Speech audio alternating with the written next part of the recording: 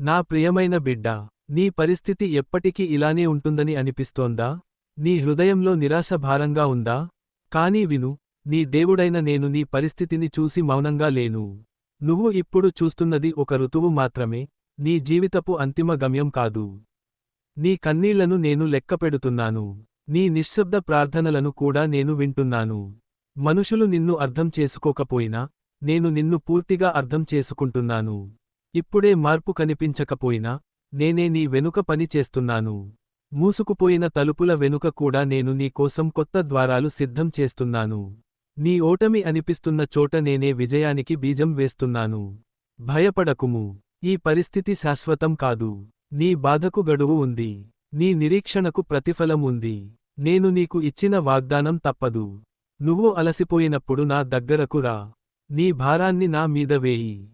నేను నీ బలహీనతలో నీ బలం అవుతాను.